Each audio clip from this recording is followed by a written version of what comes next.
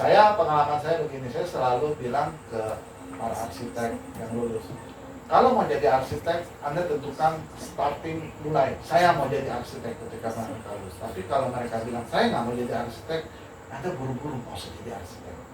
Nggak jadi arsitek pun terhormat menurut saya. Ya. Kesalahannya adalah di tengah jalan. Udah 5 tahun berprofesi, akhirnya ternyata arsitek itu miskin. Ya kan? Susah loh jadi arsitek. Pertarungannya panjang. Nah itu mendingan menurut saya kalau udah nggak jadi arsitek, udah saya mau kerja di bank nanti, udah kerja di bank atau apa. Tapi kalau mau jadi arsitek, jadi arsitek.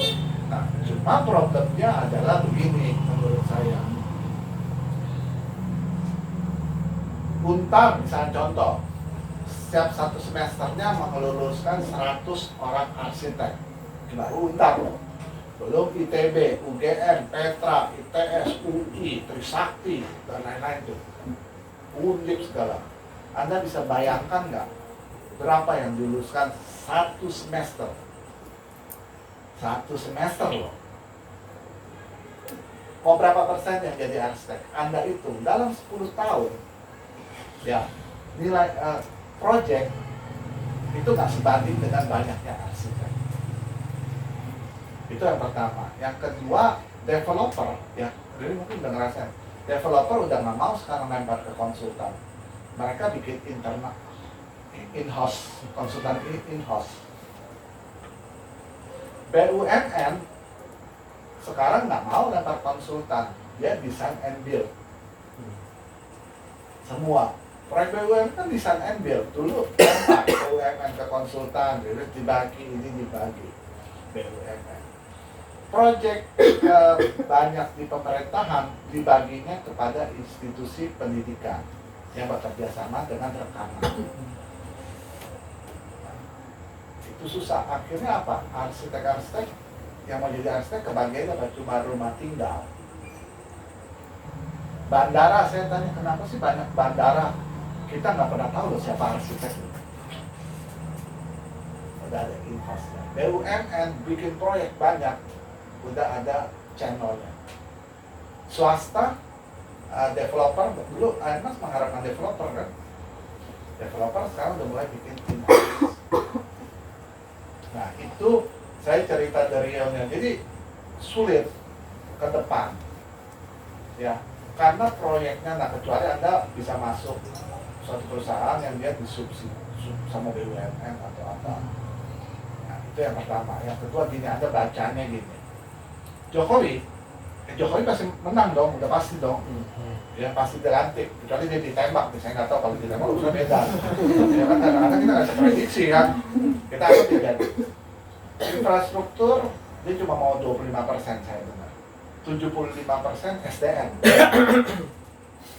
Dia SDM, 75%. Berarti apa? Anda lihat tuh, saya udah lihat tuh, kucuran beasiswa akan banyak untuk Anda generasi muda. Bisa nggak Anda tangkap itu? 75%. Ratusan triliun loh, mau dibagi, disebar untuk bangsa. Untuk bangsa. Nah, Anda bisa ambil nggak itu? Anda nggak mungkin. Saya pernah baca Fulbright. Ada satu dosen dapat Fulbright. Wah susah ngurusin beasiswa Fulbright. Ya, itu susah. Nah, bisa nggak Anda ambil? Nah, itu dia udah mulai start nih katanya nih. Nah, Anda tunggu tuh, lihat ntar APBN, laporan tahunan, lihat berapa beasiswa Anda ambil. Dia buka untuk semua, mau nggak ada siapapun yang memenuhi kriteria diberangkatkan untuk pulang untuk membangun bangsanya. Tapi saya harus ngomong jujur ya, karena saya orang, tapi mereka sekarang kesulitannya adalah karena dari dana yang begitu besar mereka harus bagi untuk menangkal radikalisme. Itu radikalisme katanya sangat besar sekali untuk bangsa ini. Jadi kalau Anda lihat, nah makanya Anda lihat peluang itu, kalau dia buka beasiswa, Anda ambil, kemungkinan besar Anda dapat. Siapapun katanya, dia akan itu. LPDP udah salah satu itu ya, tapi LPDP sudah kelihatannya menurut saya sudah tidak murni beasiswanya. Sudah ada kepentingan menurut saya yang saya lihat, tapi saya nggak tahu ya, yang saya lihat kok berubah gitu. Nah, Jokowi udah lihat itu, dia maka dia akan kembangkan. Nah, Anda punya kesempatan sama. Percaya saya, kalau ada buka, Anda ambil, pasti dapat. Kemungkinan besarnya dapat. Karena ratusan triliun. Dia nggak tahu mau berapa, katanya targetnya 3 juta orang di sekolah itu. 3 juta orang. Nah, itu Anda peluang. Nah, Anda harus lihat dia peluang. Saya dari dulu selalu diajarkan, kalau jadi arsitek itu baca, lihat-lihat, baca koran, ada apa. Ya. Nah, cuma problemnya Pak Rich adalah mereka ini generasi milenial. Generasi milenial itu cara pandangnya beda. Pertama, mental mereka bukan mental petarung kayak kita. Mereka itu cengeng. Generasi milenial. Itu bukannya salahnya Anda. Ya, itu mentalnya, jadi saya bisa merasakan. Saya pernah loh Pleno gitu ya. Ini saya jujur, baru semester lalu. Pleno, saya bilang, kamu bikin apa? Saya tanya. Coba ceritakan apa yang kamu bikin. Lalu saya tanya, dia bisa nangis loh. Saya kaget, saya bingung, kok dia nangis gitu, perempuan nangis. Saya bilang, kalau mungkin dia ada lagi masalah keluarga lah ya. Saya tanya, kamu mau lulus? Iya Pak, saya mau lulus. Oke, saya bilang, kamu masuk Pleno. Kamu mau lulus, nilai kamu berapa? Perlu dari saya. Kalau 70 kamu lulus nggak? 70 saya lulus. Kalau itu saya kasih kamu 75 biar lebih lulus. Nangis. Luar kan? Lalu saya ditanya sama Bu Vero, kenapa sih nangis? Lu bikin nangis perempuan? Enggak, orang nggak tahu lagi. Saya keluar, dia lagi ketawa-tawa tuh perempuan, mahasiswa. Saya kenalannya udah 3 kali. Sebenarnya sialan juga saya. Ditipu saya. Iya, dan waktu ketawa. Wah gila, saya bilang. Iya. Mentalnya, semua udah mulai merasakan. Jadi generasi sekarang itu nggak tahan terhadap tekanan. Itu yang saya rasakan. Jadi dia jadi pendidik zaman sekarang kayak saya, Pak Yus, saya itu susah. Udah gajinya kecil, harus ngebenahin orang, membuat pinter orang. Wah udah sudah capek lah. Emang pantas ada masuk surga sih. Susah banget. Jadi itu ceritanya. Jadi kalau saya ditanya generasi sekarang seperti apa, ya kalau menurut saya harus bilang terbuka, pertarungannya susah. Serius, susah. Anda kalau menjadi arsitek harus berpikir ulang. Pintar aja nggak cukup ternyata. Ya, perlu ada garis tangan. Ayo kamu percaya sama saya deh. Saya kan umur saya udah tua, udah mengalami banyak hal. Pernah nih ya, mendesain satu rumah tinggal, tukang feng shui-nya 13 orang. Pernah ketemu desain udah jadi, udah siap kumpul, ada tukang feng shui. Nih saya cerita desainnya. Dibangun, bangunannya tuh di Citranya gede itu. Udah jadi, udah selesai datang tukang feng shui. Wah, pemiliknya digituin.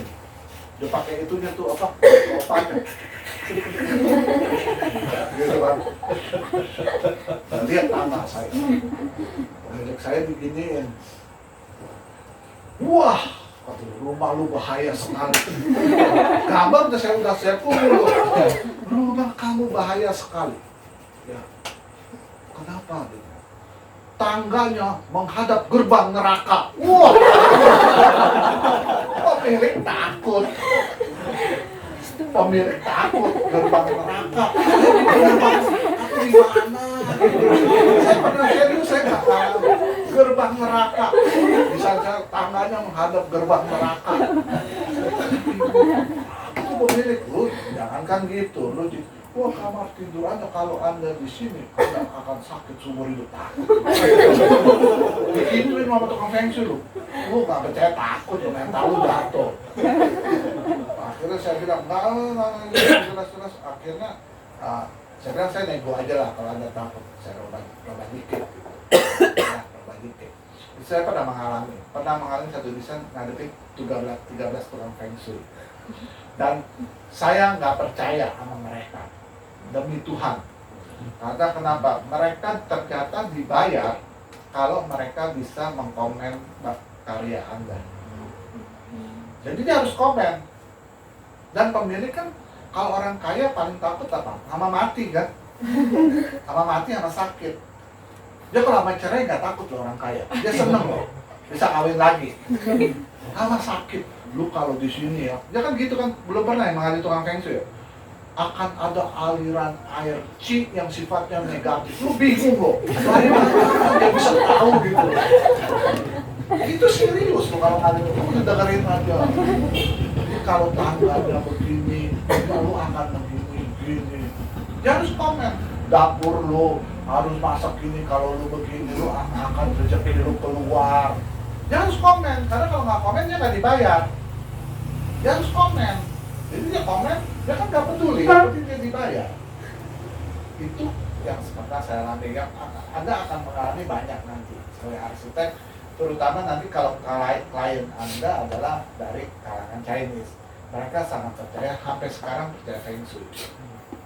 Dan saya orang yang nggak percaya sama feng shui, karena saya pernah mengalami 13 orang feng shui, 13-13-nya beda. Berarti kan nggak ada yang benar. Nah, itu suka duka, nanti kadang-kadang masih muda, dapat ini, dapat proyek ini, dapat proyek apa gitu. Ya. Lalu spirit saya satu, ada yang generasi muda ini sering ikut sayembara ya. Banyak lah, sayembara bagus ya. Sering ikut luangkan waktu, cuma memang Pak Riris, satu sayembara itu mahal ya. Sekarang ini saya kan jagoan sayembara ya, saya menang udah puluhan, apalagi ya Melania masih Sylvie gitu ya, masih Robinson, banyak banget lah ya. Karena satu sekali sayembara, sekali ngedur bisa 25 juta.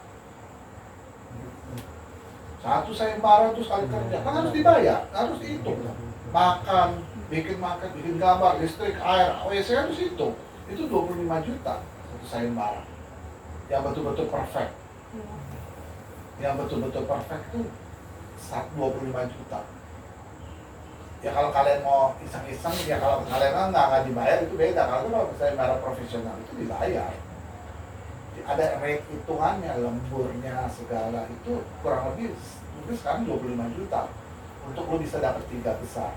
Kayak saya kalau bentuk tim, saya kalau nggak hadiahnya 150 juta, 200 juta, saya nggak mau ikut. Dan sekarang ini jago-jago peserta sayembara anak-anak muda. Wah, jago-jago menurut saya. Wah, lihai deh pokoknya. Gambarnya bagus lah anak muda Indonesia, karena contohnya udah banyak. Gitu. Tapi Anda harus ikut sayembara.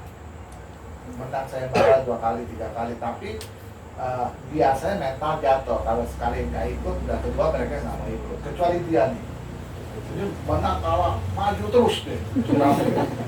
Kalahnya udah banyak, menangnya udah banyak, maju terus deh. Waktu kalah, drop, mentalnya jatuh. Ikut lagi itu baru tangguh. Tapi itu. Tapi kalau Anda kan sekarang gini, jujur aja ya, Pak Riris, mereka mau dong jadi arsitek, punya nama dong. Ya. Nah untuk itu apa Anda harus keluar dari lingkaran ini. Salah satu yang bisa membuat Anda kenapa sayembara. Kamu kalau kerja susah lah. Menurut saya untuk bisa kamu harus keluar dari lingkaran kamu. Cerita Maya Lin, pernah dengar nggak? Maya Lin, pernah tahu nggak? Arsitek Vietnam Memorial Award yang sangat terkenal. Dia umur 21, dia masih mahasiswa akhir di Yale University. Dia ikut sayembaranya Vietnam Memorial Award. Ini saya cerita, ini cerita menurut saya bagus sekali ceritanya. Itu sayembara sangat bergengsi karena baru selesainya perang Vietnam. Itu diikuti oleh ribuan arsitek. Jadi kalau Anda lihat ketik Mayalin, ya Mayalin, Anda punya lihat gambar sketsa aslinya dia. Itu udah terbit, udah ada, udah dari dulu ada. Itu dia nomor ke 1028 kalau nggak salah. Dia daftar nomor pesertanya, berarti ribuan orang ikut. Dia satu-satunya arsitek yang bukan arsitek, mahasiswa arsitek, dia memenangkan itu. Jadi kalau Anda lihat ceritanya itu menarik, terus story-nya. Jadi kenapa dia bisa menang? Jadi dia membuat sebuah pertanyaan sebelum mendesain. Dia bertanya, dapatkah arsitektur membuat orang menangis? Itu pertanyaan sangat dasar yang dilakukan. Dia kalau Anda baca banyak linknya, historinya, dia bilang dia ingin mempertanyakan, bisa nggak arsitektur itu membuat orang menangis? Nah, bisa nggak? Pertanyaan. Kalau arsitektur membuat orang ketawa gembira banyak. Bisa nggak arsitektur membuat orang menangis? Lalu apa yang dia lakukan? Saya gambarnya nggak ada. Yang dilakukan menurut saya sangat sederhana. Ada site, lalu dia bilang hari ini, dia bilang, untuk proyek ini saya ingin melukai. Jadi dia gerak. Jadi proyeknya cuma begini doang. Saya ingin melukai tanah ini untuk merasakan penderitaan dari sebuah perang. Dilukai itu. Cuma dilukai begitu. Menang betul-betul bagus menurut saya. Kalau kalian nanti search, ngayalin, bagus sekali. Nah, yang menarik ketika pembukaan semua korban, orang tua semua diundang kan, ada nama-namanya kan di dalam memorial wall kan. Ketika itu dibuka, hampir semua orang menangis. Lalu Mayalin bilang, ya arsitektur itu bisa membuat orang menangis. Wah, seru loh cerita historinya, cerita Vietnam. Itu kalau kalian mau meledak tiba-tiba menjadi terkenal. Jadi Anda harus betul-betul ikut sayembara, keluarin konsep, karya yang dibangun. Nah, ya Anda udah, hidup Anda berubah. Nah, bisa nggak seperti itu? Nggak bisa Pak, susah. Enggak, Mayalin sudah membuktikan. Umur 21 dia sudah membuktikan dia bisa. Bernard Tschumi menarik lagi. Pernah dengar ceritanya Bernard Tschumi? Dia 5 tahun berhenti. Jadi dia berhenti. Dia bilang dia nggak mau membuat apa-apa. Dia hanya mau membuat transkrip yang terkenal, The Manhattan Transcript. 5 tahun dia berhenti jadi arsitek, hanya mau membuat sebuah transkrip. Dia pikir dia berhenti jadi arsitek, tiba-tiba dia ikut kompetisi Pak de la Ville. Pak de la Ville yang sangat terkenal. Dan dia menang. Nah, dari situ dia menjadi sangat terkenal. Dia berhenti dulu 5 tahun. Zaha juga The Big Hong Kong ikut kompetisi terus, menang, karya yang dibangun terkenal. Ridwan Kamil juga gitu kan, ikut kompetisi menang, terkenal. Jadi wali kota, jadi gubernur, dan ahli prediksi akan jadi presiden Republik Indonesia di tahun 2000. Saya udah dengar diprediksi dia yang akan pegang Indonesia, Ridwan Kamil arsitek. Tapi kita nggak bicara politiknya, bicara arsitek, dia jadi terkenal karena sayembara, menang sayembaranya banyak. Itu perjalanan, karena Anda nggak punya cara lain. Kalau Anda mau punya nama adalah gitu. Jadi saya rasa sih gitu kali ya. Saya pikir saya ini dulu, close dulu, kalau mau diskusi, tanya, mau bagi, kalau bisa jawab saya jawab, kalau nggak ya udahlah. Ya, nah semua pertanyaan bisa kita jawab kan ya. Oke. Ya. Kita kasih applause ya.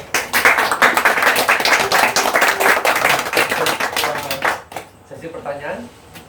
Mungkin Ada? Siapa? Mau? Yang di belakang?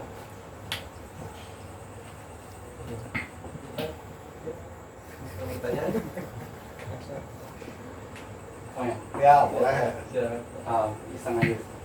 Menurut Bapak sekarang di Indonesia itu stylenya apa? Nggak ada style, di Indonesia itu nggak ada style. Tapi kalau nggak ada style itu bukan style tersendiri. Nah, kamu udah bicara filsafat dong. Nggak ada style itu adalah style sendiri. Itu kan cerita filsafat, tapi kita nggak diskusi filsafat. Di Indonesia menurut saya, kalau mau jujur, nggak punya. Mereka nggak mengeluarkan apa-apa. Mereka lebih cenderung menurut saya copy paste. Karena setiap hari mereka berhadapan dengan art daily yang berubah, bisnis yang berubah. Ide-idenya jarang sekali yang saya bilang, oh ini betul-betul pure, seperti yang misalnya yang dilakukan oleh BIG segala. Jadi saya kalau lihat gitu karya, oh ya saya kayak pernah lihat di art daily walaupun cuma partnya gitu. Saya harus kolase, jadi sifatnya kolase aja dia. Nah itu kesalahannya kenapa menurut saya, kayak Rivet kan masih muda, dia menurut saya masih peluang arsitek muda yang punya peluang paling besar untuk menjadi arsitek yang baik. Cuma masalahnya adalah Rivet tidak membangun metodologi. Dia membangun intelektualitas dengan membuat buku. Saya udah baca bukunya Mas, saya baca. Tapi kelemahan Rivet adalah Rivet tidak membangun metodologi. Apakah dia punya kemampuan itu? Dia punya, tapi dia belum ketemu orang yang tepat yang bisa menjadi manajernya dia. Itu akan bagus, itu akan jadi arsitek yang memberikan visi, memberikan kontribusi baik untuk arsitektur dirinya. Kalau itu begini, dia belum ketemu. Dia membuat buku. Itu kan buat buku dengan Anas itu kan nggak gampang. Akhirnya cuma sebuah buku menurut saya. Ya udah buku aja gitu. Nah dia Rivet punya kemampuan, maka tadi saya bilang tes di architectural writing satu-satu baru bisa. Kalau nggak bisa. Dia kalau kamu tanya style Indonesia nggak ada style arsitektur. Dia tergantung proyek ini. Kalau ownernya bilang begini ya dia bikin begini gitu. Jadi dia bilang, nah, kamu lama di Amerika, kamu akan lihat yang berbeda. Bahkan kenapa saya bilang, kamu jangan di Amerika, kamu pindah ke Inggris. Lihat culture yang berbeda, karena dua negara itu beda menurut saya. Beda, kamu akan beda. Kamu sama-sama mahal, di Kolombia mahal, Barat juga mahal, sama-sama mahal. Jadi dapat pembelajaran yang berbeda, daripada kamu di dunia. Kamu udah tahu. Kamu belajar di sana, kamu lihat sesuatu yang berbeda. Nah, itu akan membuat inspirasi lain. Saya minggu depan, teman saya, Pak Henry Kustadi, Indomega bosnya, bos Indomega yang di Indomega, dia khusus mengundang saya untuk anaknya mau sekolah arsitek. Sekarang anaknya di UC Berkeley. Dia tanya tepat nggak kalau anak saya sekolah di UC Berkeley. Waktu itu udah ngomong, saya bilang tergantung mengarahkan apa. Dia mau ngomong yang intens. Saya lagi mau merubah cara berpikirnya karena dia UC Berkeley mahal. Oke, kalau saya udah keluar uang mahal, sama-sama mahal, itu yearnya 700 juta. UC Berkeley 700 juta yearnya, gila. Saya bilang kalau sama-sama mahal, lu jangan di UC Berkeley, lu yuk MIT loh.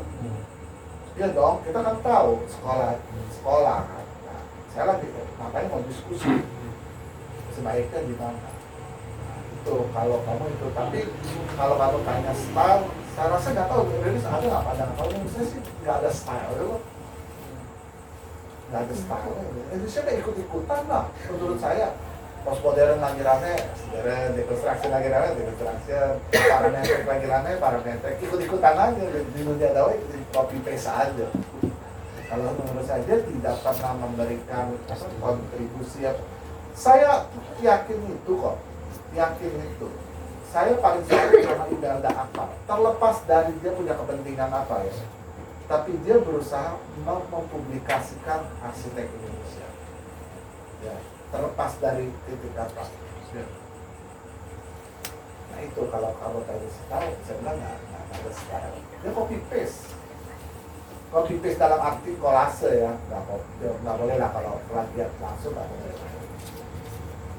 Saya punya pengalaman hidup nih. Saya ini, jadi mahasiswa udah banyak bisa sakit. Seumur hidup saya pernah melakukan satu kesalahan dan saya menyesal sampai sekarang. Jadi saya bimbing mahasiswa tugas akhir, ternyata ini anak pintar, entah kenapa dia plagiat Art Dewi dari Art Dewi. Saya nggak tahu sampai terakhir dia kumpul ini persis sama 100%.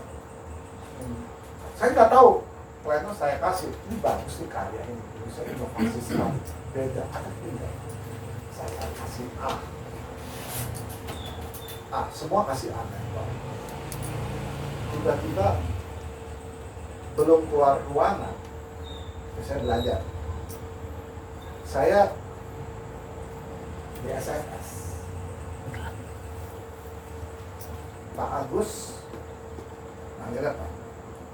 Ini linknya, ini karya mahasiswa tersebut yang sedang planning, yang baru bapak planning. Kaget saya, 100% sama, 100% sama. Saya tertunduk 100% sama. Saya bilang, kok bego banget ya. Saya bisa nggak tahu sama sekali. Saya sama sekali nggak tahu. Oke lah, kalau itunya oke lah. Saya bilang, udahlah, bisa aja saya nggak tahu sesuatu. Lalu mahasiswa tersebut melakukan salah plagiarisme, lalu dipanggil. Mahasiswanya ya, waktu diadili, bukan diadili lah, dipanggil. Dia tidak mengaku bahwa dia plagiaris. Di situ saya marah besar sekali. Itu penyesalan saya, seharusnya saya nggak boleh marah. Habis saya marah, dia tidak mau lagi sekolah arsitektur. Seharusnya pada saat itu saya nggak boleh marah. Harusnya ya dulu kesalahan, ya silakan aja.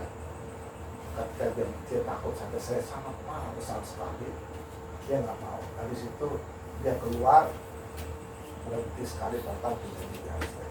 Dan saya sampai sekarang nggak bisa menulis pelanggan.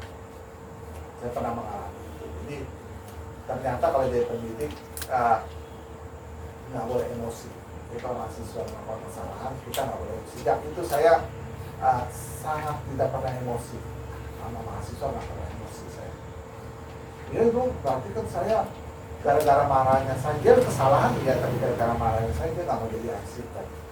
Itu menurut saya buat kesalahan, saya buat kesalahan. Tapi ya itu orang hidup lah ya. Itu kurang lebih. Dulu.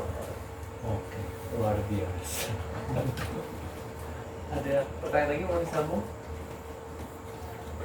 Saya mau tanya, kan ada generasi AMI ya, Saya Muda Indonesia. Arsitek Muda Indonesia. Habis itu kan ada pergerakan itu di tahun 1990-an sampai mungkin sekarang kan. Gimana sih melihat itu sebagai kolase arsitektur Indonesia? Mungkin kaitannya ke situ kali. Ami kan itu ada, jadi gitu ceritanya Ami. Jadi Ami itu sebenarnya itu kan dulu ada namanya majalah Arcitra. Itu Yori, Irianto PH, Niki, Sony Sutanto itu keluarin majalah yang namanya Arcitra, itu grupnya UI. Kalau Arcitra itu menjadi sebuah kelompok bagus yang ada anak zaman segalanya, ini kelompok. Nah, kelompok ini melihat ya, menurut saya apakah Abi merubah, pertanyaan merubah stylenya Indonesia, harus kita akui ya. Terlepas dari apapun, mereka menurut saya kelompok muda yang bergabung, lalu ada, saya masih ingat tuh, saya masih nonton kok pameran Ami pertama. Menurut saya itu sangat membawa perubahan besar. di arsitektur Indonesia. Kalau ditanya apakah AMI bisa menjadi bagian sejarah dari perubahan style, gaya, saya harus bilang iya. Saya harus bilang iya. Itu berlanjut. Perkara efeknya mereka mendapat banyak proyek, kan banyak proyek AMI kan yang mereka dapat karena itu, menurut saya itu efek domino. Ya, kita nggak perlu meributkan. Nah, grup AMI ini menurut saya anggap mereka sukses, tapi sayangnya mereka tidak melakukan kaderisasi. Kaderisasi, karena sempat debat dia bilang ya nggak perlu kalau mereka mau tampil, misal grup Anda mau bikin nih grup terkenal, bikin pameran, ya silakan aja, kita nggak ada hubungannya, silakan aja. Nah itu bergerak. Cuma nih saya bilang, yang isu di luar yang nggak enak adalah proyek Asian Games ya. Yang Asian Games ini itu ada isu-isu harusnya itu lebih dibuka untuk publik ya. Tapi itu dikuasai oleh sekelompok orang. Nah itu isu yang menurut saya ada benarnya, ya tergantung lah mau sudut pandangnya gimana. Saya susah ngomong karena mereka kawan saya gitu loh, ya. Tapi menurut saya memang ada sedikit ketidakterbukaan menurut saya. Tapi ya itulah bagian dari kehidupan lah. Nah, AMI kalau ditanya mempengaruhi atau enggak, menurut saya jujur mempengaruhi, sangat mempengaruhi wajah itu, sehingga ada dulu ya ada mungkin nggak mengidolakan kayak, tapi waktu zaman dulu pernah suatu masa itu mereka sangat diidolakan karena membawakan visi baru, sesuatu yang berbeda, pendobrakan cara pandang berbeda, presentasi gambar berbeda, model arsitektur yang berbeda semua lah. Yang mau menunjukkan bahwa ini Indonesia yang baru gitu. Nah makanya nih salah satu nih ya, kayak Anda nih, saya nggak tahu berapa banyak waktu Anda. Mestinya kayak Omar kan banyak tuh, tapi saya anak pastilah kalau Anda berani dari ITS, UTB kerja di tempat Pak Rere, Anda punya mental semangatnya beda lah. Saya percaya itu. Kenapa Anda nggak membuat pameran? Pameran seperti yang dilakukan oleh Archigram yang sangat terkenal tersebut, melakukan pendobrakan apa gitu, pameran besar. Lakukan kalau Anda punya waktu. Saya kalau ada anak-anak muda itu manggil saya support pandangan, saya senang banget, ayo maju pameran situ. Nah itu yang bisa membuat, tapi sekarang udah nggak ada yang mau. Sejak AMI itu mana ada pameran bagus kan. Nah Rere ketinggalan, dia nggak ada teman di levelnya dia, iya kan, nggak ada teman, dia bertarung sendiri ya, teman-temannya ya praktisnya sebenarnya di university enak karena dia secara terus terang dia saingannya sedikit di levelnya dia. Sayangnya yang saya bilang, dunianya berubah, ternyata sekarang desain and build lebih banyak desain and build, padahal dia enak, dia punya peluang yang sangat baik sekali karena nggak ada lawan di levelnya dia. Lawannya terlalu tipis, ngerti kan? Nah itu sayangnya berubah sekarang, in-house lah, sekarang inilah bangunan publiknya susah didapat. Itu masalahnya. Nah itu kalau buat anak-anak generasi muda, ya itu menurut saya Anda harus keluar dari lingkaran. Kalau masih tetap hari selesai udah selesai Anda, 1 tahun selesai, 2 tahun selesai. Itu yang saya bisa share. Saya lihat lagi sedikit, tapi tadi pada pertanyaan kan baru-baru ini kan ada kayak seperti tentang vernacularity Pak. Ada yayasan Prof. Gun yang digagas sama Pak Yori sama Pak Suwadi.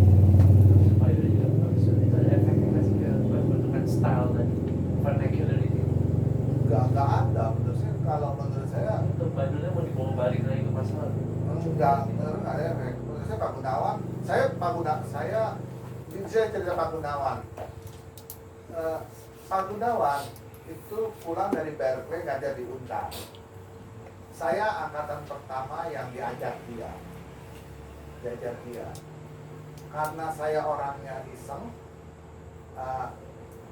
saya sering nanya dia yang bukan-bukan, yang susah-susah, sampai dia kenal sekali dengan saya. Bahkan sampai terakhir waktu ujian dia bilang khusus untuk kamu Agus, lisan, yang lain tulisan. Lalu tugas akhir saya sama Pak Gunawan, nggak ada yang mau milih, saya milih dia. Saya milih dia tuh, udah lulus, baru lulus, saya ditarik. Kamu sini, kamu jadi asistennya saya, katanya. Ngajar stupa atas, baru lulus tuh, stupa atas. Lalu dia bilang, ini orang harus disekolahin. Ada rektor sudah orang harus disekolahin. Saya tuh sama Pak Gunawan. Jadi saya sama Pak Gunawan tuh kayak anak lah. Saya tahu Pak Gunawan baik lah. Sampai sekarang juga di TNI saya setiap hari Rabu kan ketemu sama dia. Baiklah sama Pak Gunawan. Kalau saya ditanya salah enggak, menurut saya efeknya nggak besar. Vernacularity nggak besar. Membawa maju tuh. Ya menurut saya nggak ada apa-apa. Cuma pernah ada kolase gitu. Iya, cuma ya vernacular yang original gitu, mempertahankan. Dunianya berubah sih, menurut saya. Ya kan? Dan saya lihat program terakhirnya beasiswa ya untuk studi ya. Iya, Saya baca gitu ya. Ya, tapi terlepas dari itu, menurut saya kita harus menghargai mempertahankan tentang origin. Vernacular kan tentang origin kan. Dasarnya origin kan. Jadi mempertahankan origin gitu. Cuma origin yang seperti mana kan? Nah, itu menurut saya Pak Gunawan pintar. Tapi Pak Gunawan menurut saya dia nggak punya manajer yang fit ke dia untuk dia supaya dia kan harus jujur ya. Saya jujur deh, orang paling pintar di arsitektur sekarang itu Gunawan Cahyono. Gunawan Cahyono itu menurut saya pintar. Saya baca ini dia udah baca. Udahlah, saya bilang orang udah susah dilawan lah saya. Pintar lah menurut saya. Ya. Tapi sayangnya kalau menurut saya ya, pernah nggak kalian lihat buku Gunawan Cahyono sebagus Kevin Franklin? Gak ada buku metode perancangan. Metode perancangan itu menurut saya dia adalah mengambil referensi dari berbagai macam ya, kayak orang buat tulisan aja. Dia tidak membuat sesuatu yang seperti Kevin Franklin buat, Charles James buat. Itu kita harus pintar. Dia nggak bisa, bukan dia nggak bisa, dia nggak punya manajer yang fit ke dia, menurut saya. Kalau Gunawan Cahyono. Kalau ditanya vernacular sebenarnya sama kayak Pak Yosef tuh yang dari ITS. Dia kan memperjuangkan arsitektur Nusantara. Ya udah perjuangan gitu. Apakah arsitektur Nusantaranya akan bertahan? Saya nggak terlalu yakin. Kalah Pak kapitalis. Menurut saya kalah sama kapitalis. Wairebo bagus, betul Wairebo bagus. Orang sekali cukup pergi. Lalu datang aja orang nggak mau. Bali suruh datang berkali-kali mau. Kapitalis lebih kuat.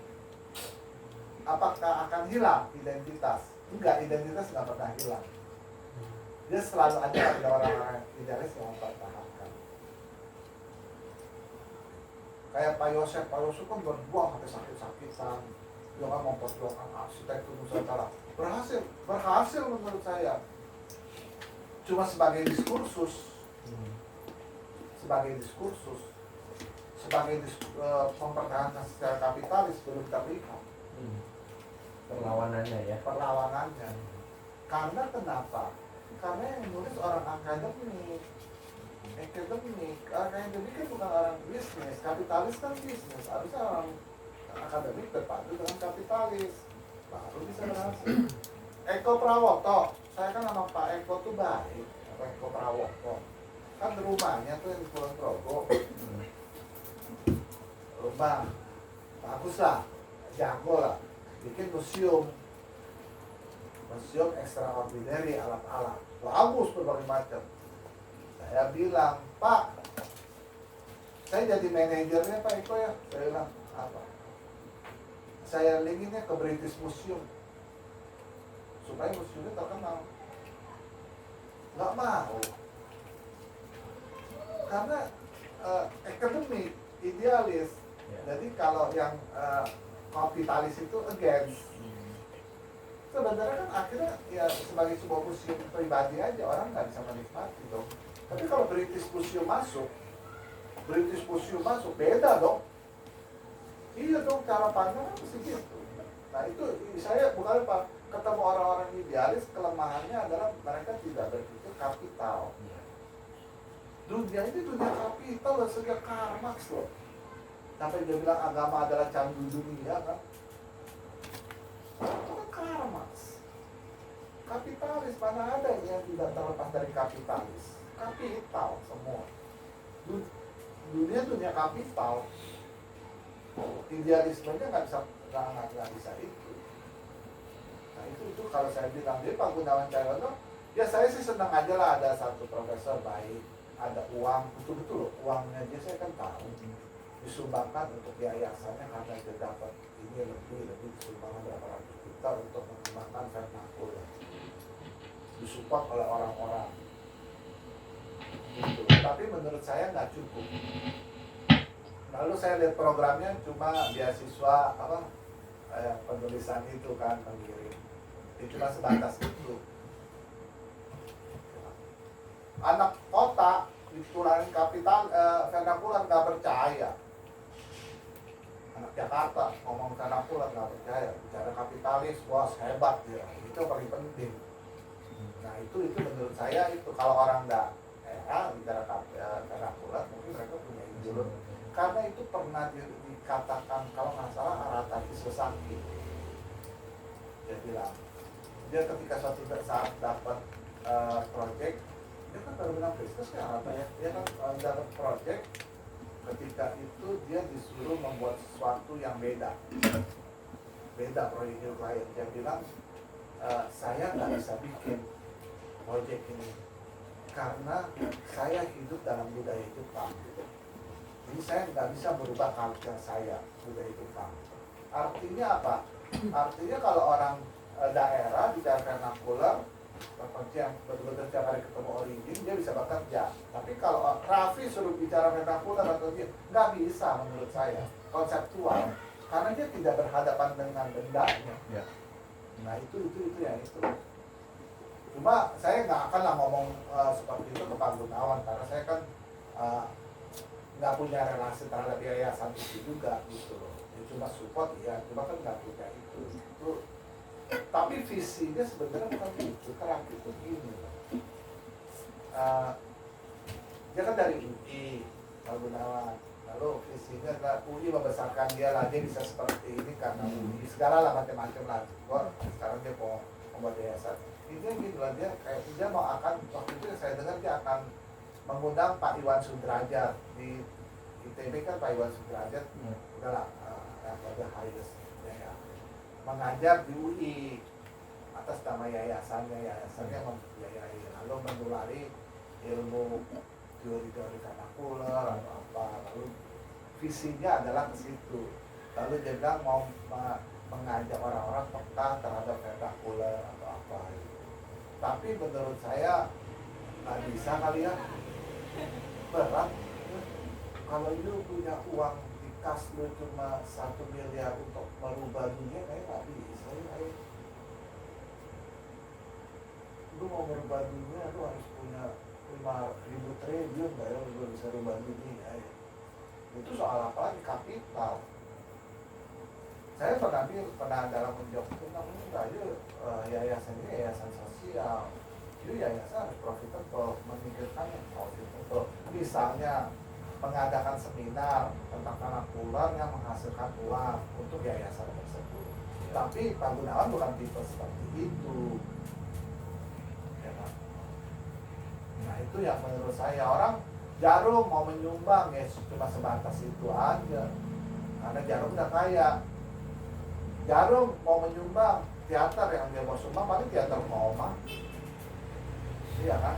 Dia juga hitung-hitung, nggak bisa berubah itu. Nah itu yang saya lihat gitu. Tapi terlepas dari itu ya memang kalian pernah lihat kuliahnya Pak Gunawan belum? Udah pernah? Sering? Belum pernah ya? Oh sekarang jauh lebih enak, lebih dimengerti. Dulu ya, ampun, loh, udah ngomong apa gua kagak ngerti dah tuh, serius. Saya jadi asistennya dia, 5 tahun baru ngerti dia ngomong apa. Ini orang ngomong apa gitu loh, nggak ngerti. Sekarang kalau dia ngomong, ya Anda juga ngomong dia akan kenal sekali. Oh iya, ya tapi itu proses. Tapi harus diakui yang namanya Gunawan adalah menurut saya the best, belum ada pengganti lah kalau Pak Gunawan. Menurut saya idealisme, kamu nggak pernah lihat ya, nggak pernah sih rumah yang kamu lihat, yang di Bintaro, yang di rumah Bintaro itu bagus, rumah batu sih rumah batu. Kamu udah pernah ke rumah Keramat ya kan? belum gitu. Dia di Keramat, kamu bisa lihat ya bagaimana dia berjuang ya.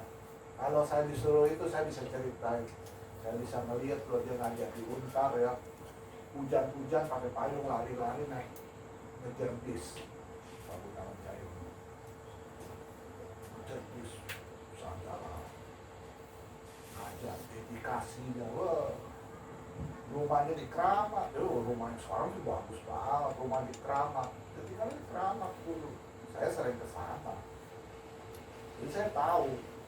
Jadi saya tahu betapa dengan dedikasi integritas yang tinggi ini sampai sekarang ya menurut saya wajar dan hebat sekali. Itu Gunawan Cahyok itu. Kita kalau mau arsitek mumpuni ya, nah itu mumpuninya bukan mumpuni itu, menurut saya integritasnya itu menurut saya super kejujuran, integritas ya.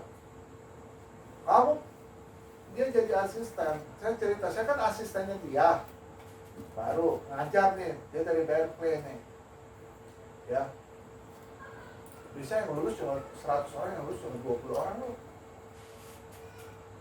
Pernah nggak ngelulusin itu anak kolonelnya CPM Guntur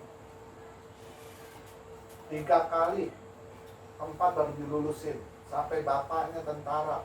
Nggak peduli lo Pak Gunawan, Kolonel Guntur lo, CPM lo, CPM, Westminster Guntur, Gunawan Cahyok. Itu ceritanya. Nah, kamu kalau tulis bukunya dia, kamu harus ngambil majalah sketsa yang edisi berapa? Pertama atau kedua apa? Ketiga? Ada, tracing ada. Itu ada wawancara Gunawan Cahyok. Itu waktu dia baru pulang dari Berkeley. Saya masih ingat karena saya wawancara dia. Itu ada, kamu kalau tracing ada, pokoknya yang nomor berapa ada.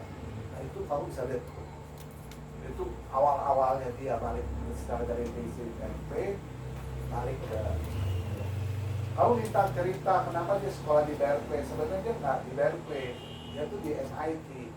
Waktu di MIT dapat beasiswa, dia hitung-hitung mendingan dia di Berkeley, dia bisa saving untuk itunya.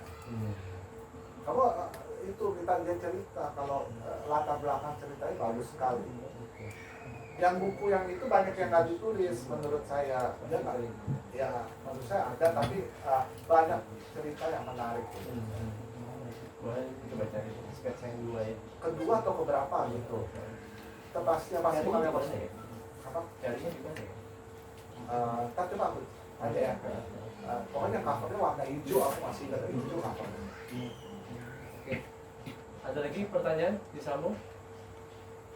Silakan. Ada? Ya, silakan.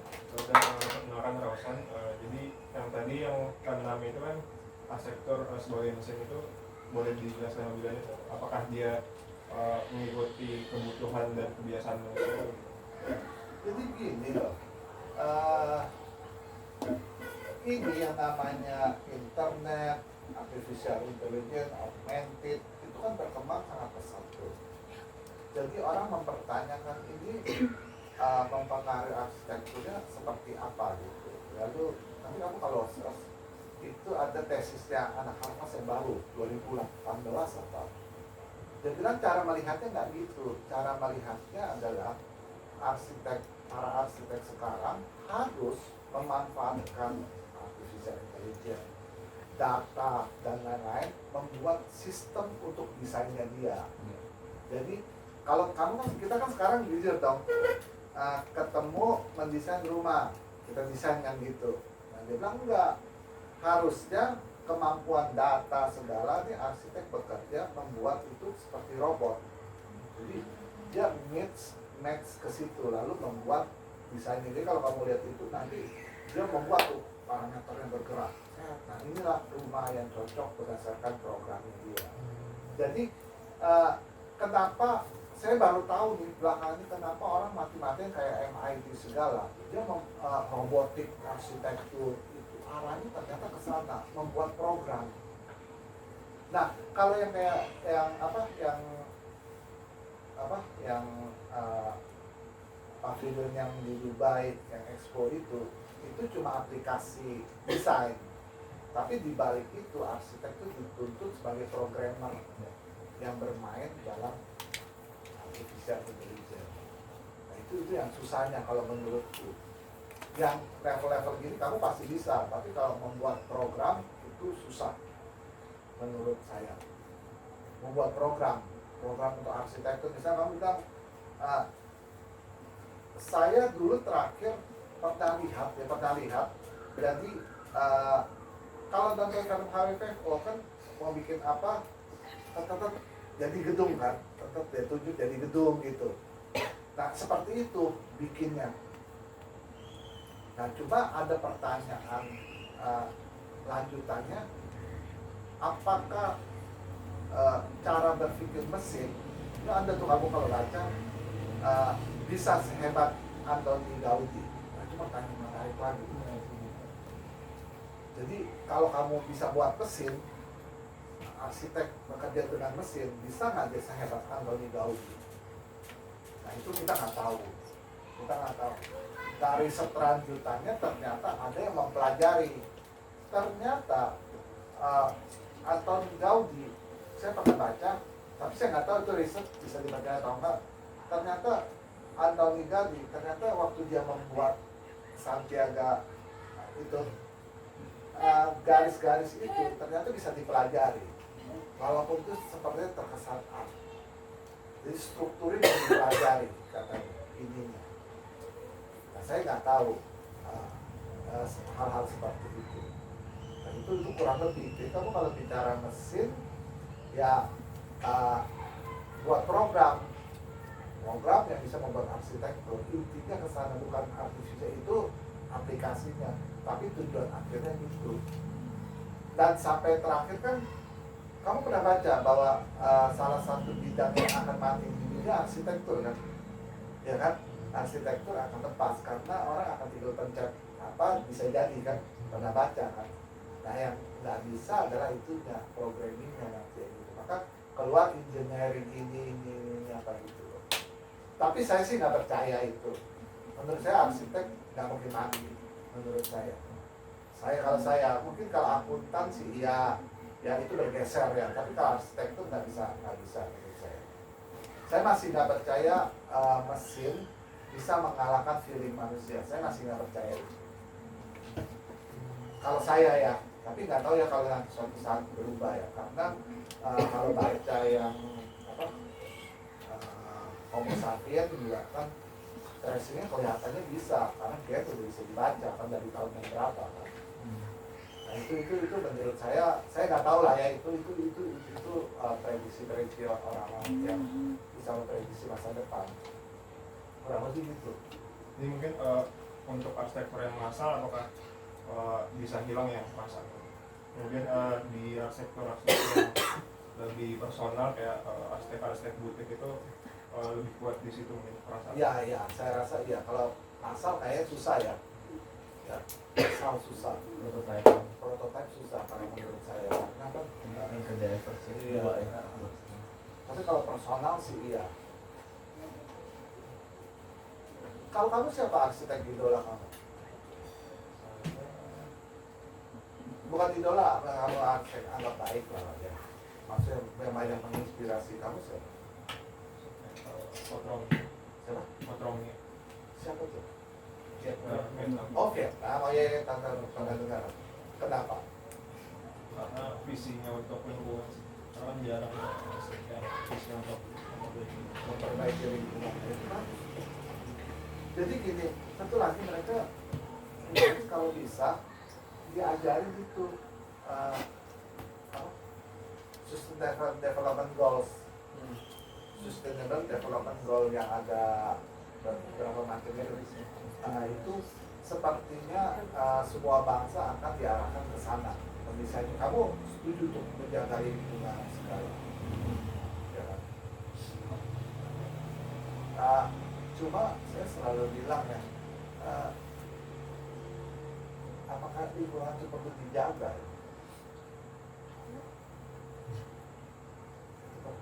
Wah, plastik susah.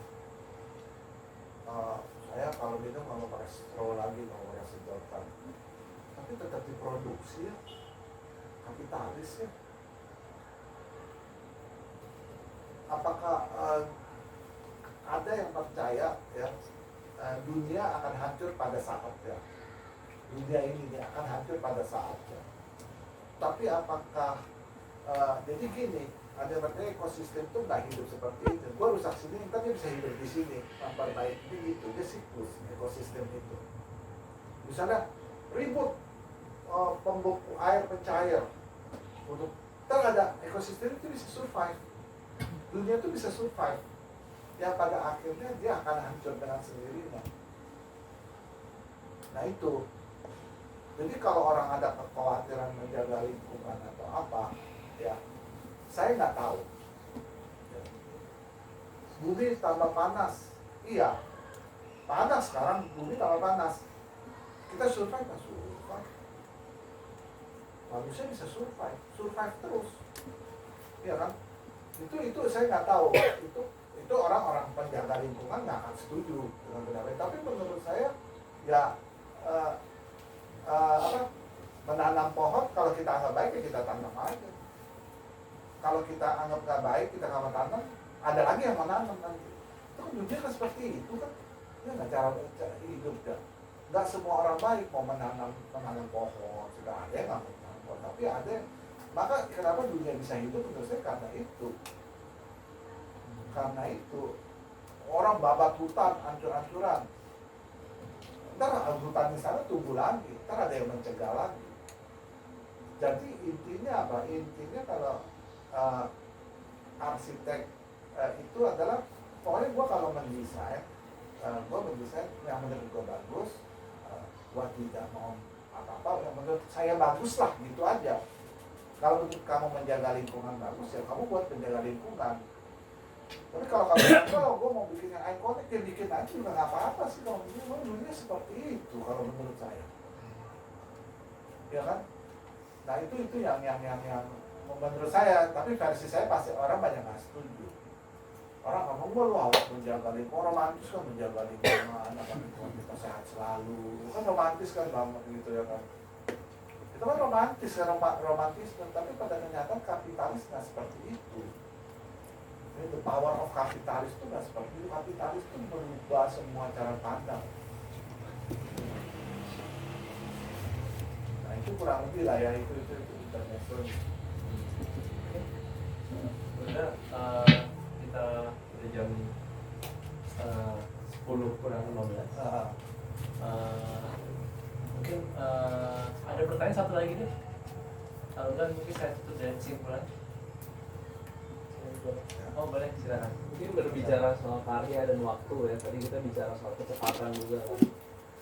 Bisa dibedakan nggak antara yang sekarang ini yang mungkin terlalu cepat, tapi mungkin karyanya lack of something yang terlalu terkolas gitu, dengan mungkin orang-orang seperti mungkin Michelangelo atau apa yang memang dia men-spend waktu sedemikian rupa untuk menghasilkan satu karya yang nggak pernah mati sampai sekarang. Wah susah jawab tuh pertanyaan itu. Karena dia harus diakui mereka orang klasik kerja itu dia cepat sekarang itu sebenarnya susah dijawab. Saya kalau kerja nggak cepat, kerja nggak cepat, proyek saya diambil orang. Saya kalau idealis gitu duduk gitu merenungi, anak istri saya nggak makan loh gitu.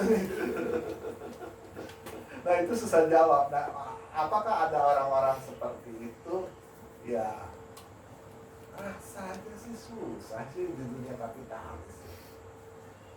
Kenapa nggak banyak karya-karya yang Michelangelo, zamannya Rembrandt segala kan?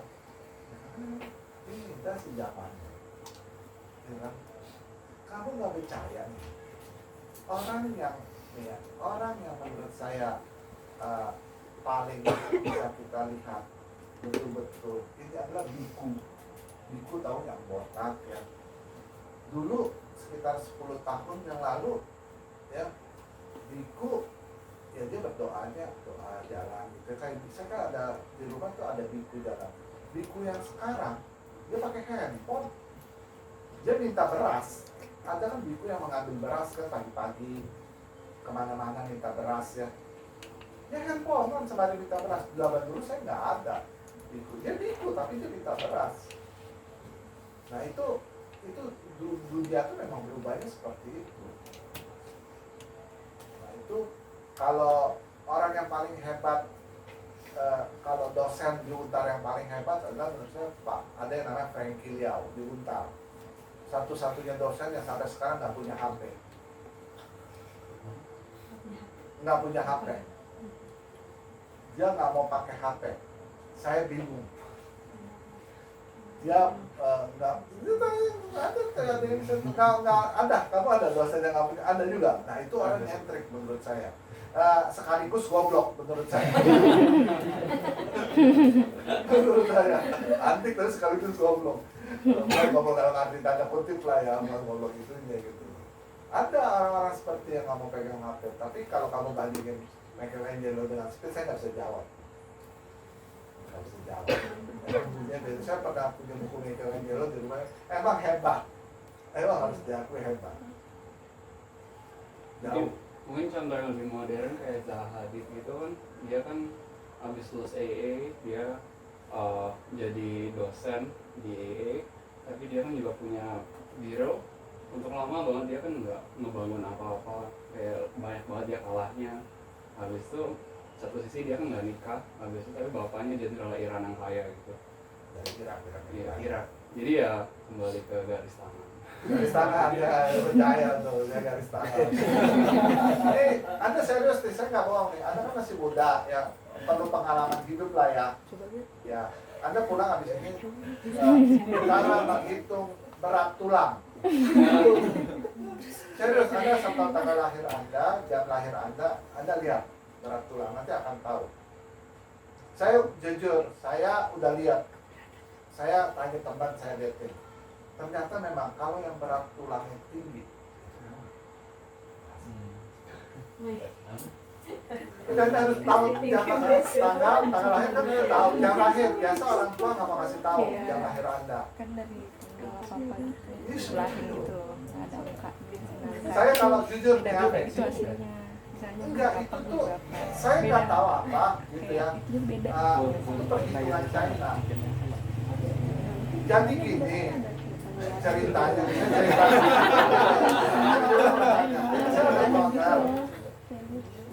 ada owner, Kalau bisa baca owner, Pak. saya nggak bisa baca, nggak punya ilmu. Saya cerita, owner saya waktu itu saya datang bikin rumahnya, ownernya datang ada peramal, saya belum datang, tiba-tiba saya ditelepon, Gus lu datang ke sini katanya. Dia bilang oke lah, saya bilang proyek. Saya datang, ada beberapa orang, itu saya datang. Untuk ke sini katanya, ini orang dari China asli. Datang, lalu sini katanya, gua mau ramal lu katanya. Saya bilang, ya silakan aja. Lalu tuh orang mulai, dia ngeliatin saya. Lalu dia ngomong, Dia kan nggak tahu. Kamu punya satu kakak laki, satu adik perempuan. Oke, saya bisa tahu. Lalu dia bisa tahu. Saya nggak tahu lah, nggak mungkin teman yang orang-orang itu tahu tentang. Dia bisa tahu, ya, sampai semuanya.